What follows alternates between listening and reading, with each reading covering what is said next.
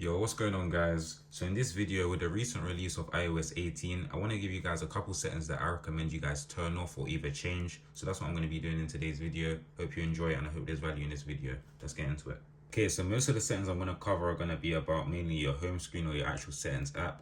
So the first setting I'm actually going to cover is going to be your battery settings. So I'm going to go open up my settings, then I'm going to open up my battery. Now the first setting I want to cover is low power mode. So I've been testing out low power mode for a couple of days now, so mine is on. And I want to recommend that you guys turn this off because I really don't feel like it helps. I don't feel like it changes anything, and I feel like when it is off, it actually helps more. So I want to recommend you guys turn this off. Now it does actually say that low power mode reduces background activity like downloads or mail fetch, but to me it really doesn't help, and I feel like my battery does last longer when I have it off. So I just want to cover that for you guys. Now moving above low power mode to battery percentage, for me I keep it off. I don't feel like it really looks nice on. Before we had the option to change it, which was on the older models, it was always on and I never really had a problem. But nowadays, since we've had the option for a while, I've always kept mine off. I feel like it looks better without, and the numbers kind of distract me, so I keep mine off. That's just a recommendation for you guys, and see if you guys like it. Let me know if you guys have yours on and off as well.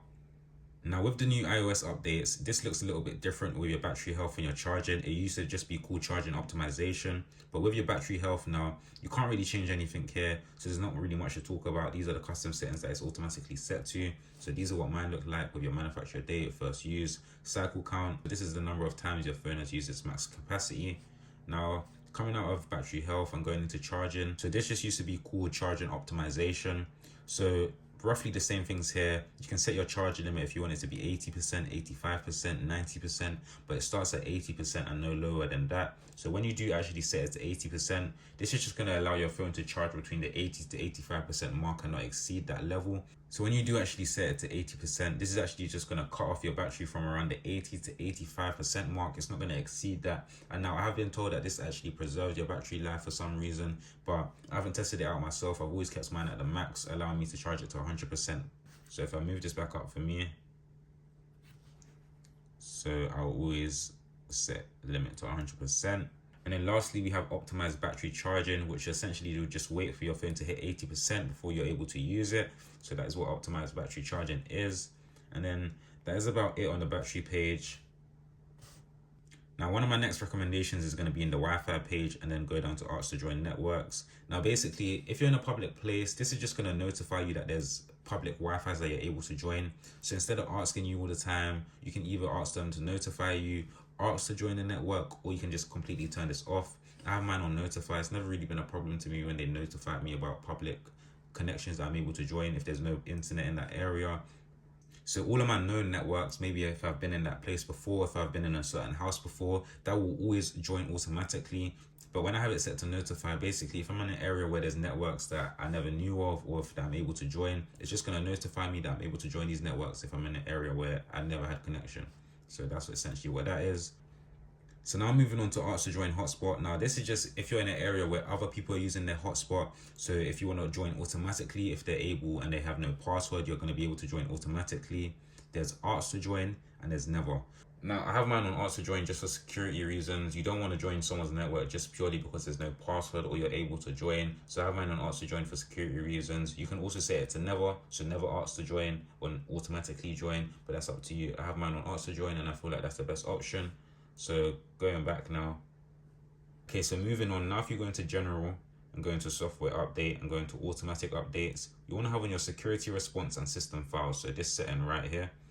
So I keep mine on, and it might be on automatically, or you might just have to double check and turn it on. So this is another setting where it's to do with security, just like I was touching on with your auto join hotspot. So this is another good setting that you want to turn on. And with your two other settings on this page, which is your iOS updates, I have both of them on. So that is just going to update your phone automatically, always keeping your phone up to date. It can be easy to forget to update your phone. You can miss out on a lot of the latest versions. So turning these settings on is just going to keep your phone updated automatically. You might have to still enable the update, but once it's done, you won't have to check over it.